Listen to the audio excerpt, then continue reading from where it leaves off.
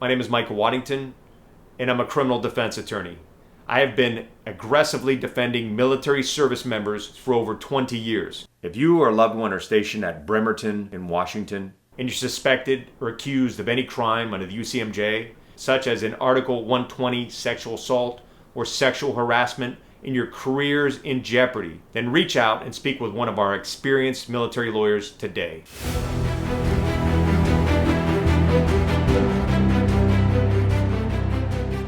If you are accused of any serious offense under the UCMJ, such as a UCMJ Article 120 sexual assault, then you should be concerned. Right now, the military is waging a war on sexual assault. You can expect a zealous and determined prosecution team coming after you and trying to win their case. These elite military prosecution teams are well funded, well trained, and bound and determined to win convictions. They are on a mission to prove to Congress that the military does not tolerate any form of sexual assault, domestic violence, or sexual harassment. Military prosecutors will be relentless in seeking a conviction and serious jail time once they have you in their sights. To make matters worse, under new laws that went into effect in December of 2023, the new military justice system is victim-centered.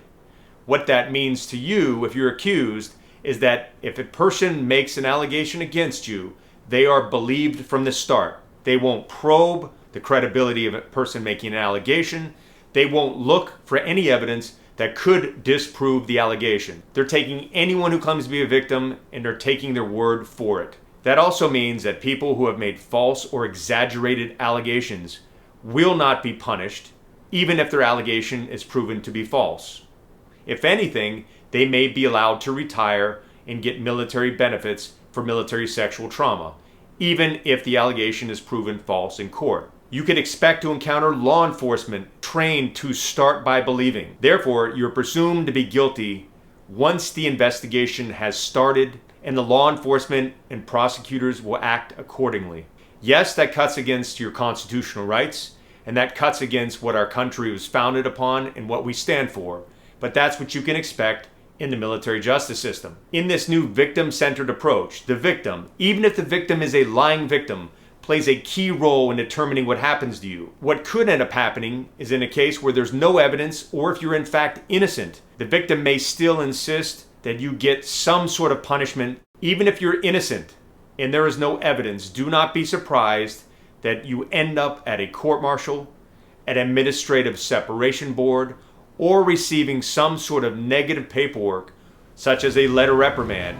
If you are under investigation for any crime under the UCMJ, then you need to stand up and take responsibility for your defense.